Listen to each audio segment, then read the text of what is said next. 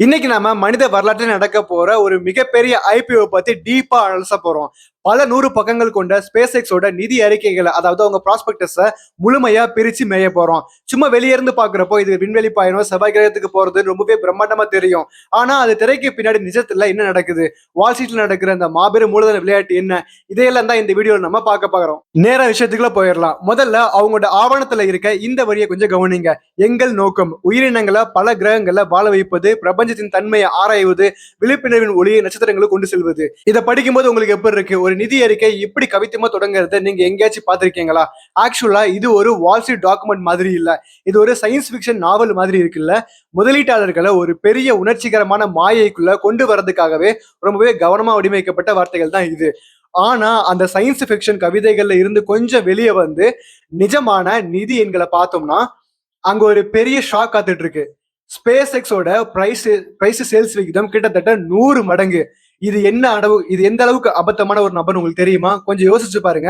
Apple மாதிரி கம்பெனிகளுக்கே இந்த விகிதம் வெறும் 10 மடங்கு தான். ஏன் இப்ப உலகத்தையே கலக்கிட்டு இருக்க மாபெரும் ஏஐ நிறுவனமான என்விடியாவோட விகிதமே 25 மடங்கு தான். அப்ப எந்த அளவுக்கு ஒரு அசுத்தரமான மதிப்புல இந்த பங்குச்சந்தைக்கு வரப்போகுதுன்னு பாருங்க. பகுதி 1ல 3 தொழில்கள், அதாவது ஸ்பேஸ் எக்ஸை இயக்கும் அந்த முக்கியமான ஏன்ஷியன்கள் என்னென்னு பாத்துருவோம். இவ்வளவு பிரம்மாண்டமான மதிப்பீட்டுக்கு ஆக்சுவலா என்ன காரணம்? இங்க ரொம்பவே சுவாரஸ்யமான விஷயம் என்னன்னா, ஸ்பேஸ் எக்ஸோட மிகப்பெரிய சந்தை நம்ம எல்லாரும் நினைக்கிற மாதிரி விண்வெளி துறையோ இல்ல ராக்கெட்டுக்குள்ள கிடையவே கிடையாது. விண்வெளித்துறை மார்க்கெட் பாத்தீங்கன்னா வெறும் 370 பில்லியன் டாலர்கள் தான். ஆனா அவங்க உண்மையிலே குறிவைக்கிற மார்க்கெட் எது தெரியுமா?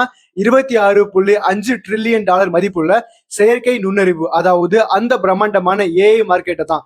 ஆமாங்க, இது வெறும் ராக்கெட்டை பத்தி கிடையாது, உலகத்தையே ஆள போற மாபெரும் ஏஐ கதை. இப்போ இந்த 2 என்ஜினுக்கு நடுவுல இருக்க வித்தியாசத்தை பாருங்க. ஃபால்கன் 9 மாதிரி திரும்பவும் பயன்படுத்தக்கூடிய ராக்கெட்கள் தொழில்நுட்ப ரீதியா ஒரு மாபெரும் சாதனை தான். ஆனா மறுக்கவே முடியாது, நாசாவோட செலவுகளையே பல மடங்கு குறைச்சது இந்த டெக்னாலஜி தான். ஆனா பினான்சியலா பாத்தீங்கன்னா 2025ல அது 657 மில்லியன் டாலர்கள் நஷ்டத்தை தான் சந்திச்சது. ஆனா மறுபக்கம் பல்லாயிரக்கணக்கான செயற்கைக்கோள்களை வச்சிருக்க ஸ்டார்லிங்க் 4.4 பில்லியன் டாலர்கள் லாபத்தை அள்ளி கொடுக்குது. அதாவது விண்வெளி துறையில ஒரு பிசினஸா மாத்தி லாபம் பார்க்க முடியும்னு நிரூபிக்கிற இந்த ப்ராஃபிட் இன்ஜின் ஸ்டார்லிங்க்கு தான் இருக்கு. பகுதி 2, இப்ப ஏன் ஐபிஓக்கு வரணும்? இதுக்கு பின்னாடி இருக்க வால் ஸ்ட்ரீட் மூலதன விளையாட்டு என்ன? பொதுவா உங்களுக்கே தெரியும், இலான் மஸ்க்கு தன்னோட கம்பெனி பங்கு சந்தையில இருக்கிறது அவ்வளவு பிடிக்காது. அது தேவையற்ற கண்காணிப்பு கொண்டு வரும்னு அவரே பலமுறை சொல்லியிருக்காரு. அப்புறம் ஏன் 2026ல திடீர்னு ஐபிஓக்கு வர முடிவு பண்ணாரு? அதுக்கான விடை அவங்களுடைய இந்த அதிரடியான நிதி தேவைகளை தான் ஒளிஞ்சிருக்கு. 2023ல அவங்களோட ஏஐ முதலீட்டு தேவைக்கு கிட்டத்தட்ட 0 தான் இருந்தது. ஆனா 2024-25 வரும்போது அந்த நம்பர் 26 பில்லியன் டாலர்களை தாண்டி எகிரிடுச்சு. விண்வெளியில மாபெரும் ஏஐ டேட்டா சென்டர்களை அமைக்க ரொம்பவே பெரிய அளவுல பணம் தேவைப்படுது. இந்த அவசரமான ஐபிஓவுக்கு அதுதான் மிக முக்கியமான காரணம். இது ரொம்பவே பிரில்லியண்டான, அதே சமயம் விசித்திரமான ஒரு கடன் சுழற்சியை நமக்கு காட்டுது. இது எப்படி வேலை செய்யுதுன்னு பாருங்க. முதல்ல மஸ்க் ட்விட்டரை வாங்குறாரு, அதனால 12.5 பில்லியன் டாலர் கடன் உருவாகுது. அப்புறம் ட்விட்டர் எக்ஸா மாறுது. அப்புறம் எக்ஸ்ஏஐ அந்த எக்ஸை வாங்குது. அதுக்கப்புறம் ஸ்பேஸ் எக்ஸ் அந்த எக்ஸ்ஏஐ வாங்குது. எப்படி சுத்துது பாருங்க. ட்விட்டரோட பழைய கடன் அப்படியே ரவுண்ட் அடிச்சு ரொம்பவே சீக்கிரட்டா ஸ்பேஸ் எக்ஸோட தலையில வந்து விழுகுது. இந்த கடன்கள் அடைக்கவே இப்போ ஸ்பேஸ் எக்ஸுக்கு 20 பில்லியன் டாலர் அளவுக்கு ஒரு பிரிட்ஜ் லோன் தேவைப்படுது. மார்பன் ஸ்டான்லி, கோல்ட்மேன் சக்சஸ் மாதிரியான வால் ஸ்ட்ரீட் வங்கிகள் எல்லாம் ரொம்பவே சந்தோஷமா இந்த 20 பில்லியன் டாலர் கடனை கொடுக்க முன் வந்தாங்க. என்னடா இதுன்னு கேக்குறீங்களா? அவங்க ஒண்ணு இந்த கம்பெனி மேல இருக்க பாசத்தினால இந்த பணத்தை கொடுக்க வரல. எதிர்காலத்துல வரப்போற அந்த மாபெரும் ஐபிஓட அண்டர் ரைட்டிங் கட்டணங்களை அல்றதுக்காக தான் இவ்வளவு தாராளமா இருக்காங்க. இந்த குறுகிய கால கடன் அப்படிங்கிறது ஒரு மிகப்பெரிய லாபத்தை நோக்கி அவங்க எடுத்து வைக்கிற முதல் அடி, அவ்வளவுதான். இப்போ இந்த அசுரத்தனமான மதிப்பீட்டோட மேஜிக் என்னன்னு உங்களுக்கு புரியும். 2014ல ஐபாபா கம்பெனி 25 பில்லியன் டாலர்களை திரட்டணும்னா அவங்க கம்பெனில இருந்து 15% பங்குகளை வெட்டி கொடுக்க வேண்டியதா இருந்தது.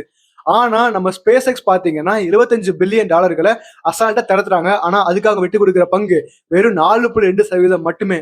இந்த ஸ்கை ஹை வேல்யூவேஷன் தான் தங்களோட ஓனர்ஷிப்பை பெருசா இழக்காமலே இவ்வளவு பெரிய தொகையை மஸ்கால திரட்ட முடியாததுக்கு காரணம். பகுதி 3, மஸ்க் நூலில் முழுமையான கட்டுப்பாடு. நிறுவனத்துக்குள்ள அவர் எப்படி ஒரு இரும்பு புடிய வச்சிருக்காருன்னு பார்க்கலாம். பேபால் அல்லது ஓபன் ஏஐ கம்பெனிகள்ல நடந்தது உங்களுக்கு ஞாபகம் இருக்கும்.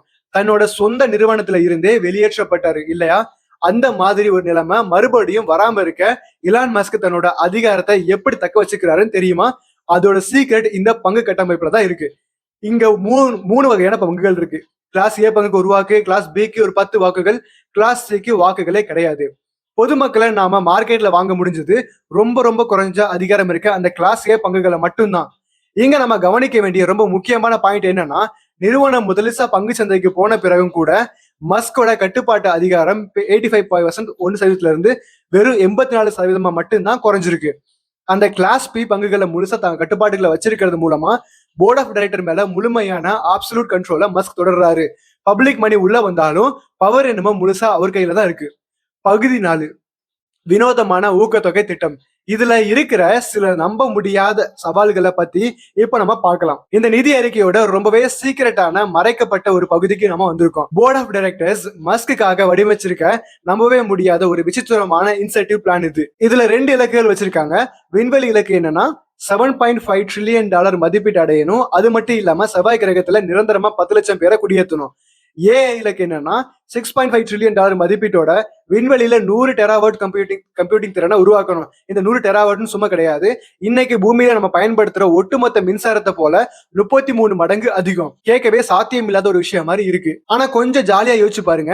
செவ்வாய் கிரகத்துல 10 லட்சம் குடியிருப்பாளர்கள் தான் டாக்குமெண்ட்ல சொல்லியிருக்காங்களே தவிர அவங்க மனிதர்களா தான் இருக்கணும் அப்படின்னு எந்த கட்டாயமும் இல்லையே.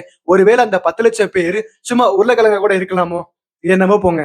இந்த மாதிரியான சிக்கலான நிதி ஆவணங்கள்ல வார்த்தைகளை வச்சு எப்படி வேணா மேஜிக் பண்ணலாம். ஆக்சுவலா இங்கதான் ஒரு மிகப்பெரிய தந்திரமே ஒளிஞ்சிருக்கு.